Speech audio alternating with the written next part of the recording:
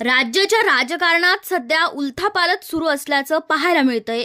कोंडी केलेल्या मराठा आरक्षणाचा मुद्दा शिंदे सरकारनं नेमका सोडवला की आणखीनच याचा गुंता वाढवला याची चर्चा गेल्या काही तासांपासून राज्यात सुरू आहे।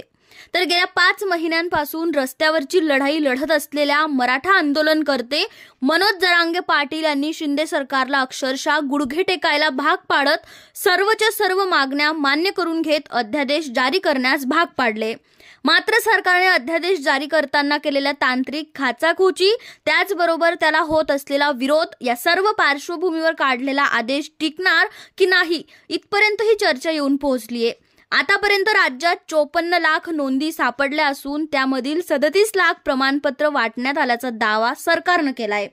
आता सगळे सोयऱ्यांवर सरकारकडून नमती भूमिका घेतल्यानंतर आईच्या रक्तातील नातलगांना सुद्धा कुणबी प्रमाणपत्र मिळणार आहे।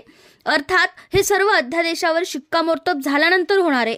मात्र मसुद्यापासून विरोध झाल्यानं अध्यादेशाची आणि पर्यायानं गरजवंत मराठ्यांची कोंडी होणार की सरकारची होणार की या सगळ्यात मुख्यमंत्री एकनाथ शिंदे एकटे पडले असा प्रश्न आता या निमित्तानं उपस्थित झालाय।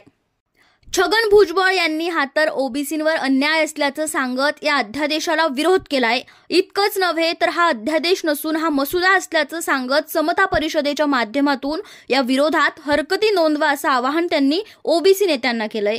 ओबीसींमध्ये आरक्षण गेल्याची भावना असून या विरोधात ओबीसी नेत्यांनी पक्ष संघटना विसरून एकत्रित यावं असं देखील आवाहन केलंय। तर सर्वात संवेदनशील असलेल्या सगळे सोयरे मुद्द्यावर राज्य सरकारनं जरांगेंची मागणी पूर्ण केल्यानं सर्वाधिक विरोध ओबीसी नेत्यांकडून होतोय। तर भुजबळ यांनी घेतलेल्या भूमिकेला पक्षामधूनच आता विरोध होऊ लागलाय का अशी सुद्धा शंका उपस्थित झालीय। तर अजित पवार गटाचे ज्येष्ठ नेते प्रफुल्ल पटेल यांनी छगन भुजबळ यांनी घेतलेली भूमिका ही पक्षाची भूमिका नसल्याचं म्हणत भुजबळांच्या भूमिकेपासून थेट फारकत घेतलीये। हा राजकीय अंतर राखण्याचा संघर्ष सुरू असतानाच आता केंद्रीय मंत्री नारायण राणे यांनी सुद्धा थेट सरकारच्या अध्यादेशाच्या निर्णयाला विरोध केलाय। दुसरीकडे भुजबळांची कडाडून विरोधाची भूमिका असतानाच उपमुख्यमंत्री अजित पवार सुद्धा एकनाथ शिंदे मराठा आरक्षणात मनोज जरांगे पाटील यांची मनधरणी करण्याचा प्रयत्न करत असतानाच ते फ्रेममध्ये कधीच दिसून आले नाहीत। तर आंतरवाली सराटीत झालेल्या मराठ्यांवरील लाठीमारानंतर फडणवीस सुद्धा काहीसे सावध भूमिका घेताना दिसून आलेत। त्यामुळे शिंदे या सगळ्यात एकटे पडलेत का अशी शंका या निमित्तानं उपस्थित झालीये। तर एकनाथ शिंदे मनोज जरांगे यांचे उपोषण सोडवण्यासाठी गेल्यानंतर घेतलेली छत्रपती शिवरायांची शपथ पूर्ण केल्याची भावना व्यक्त केली आहे। त्यावेळी अजित पवार गटाची अनुपस्थिती दिसून आली आहे। त्यांच्यासोबत भाजपचे मंगलप्रभात लोढा आणि गिरीश महाजन उपस्थित होते।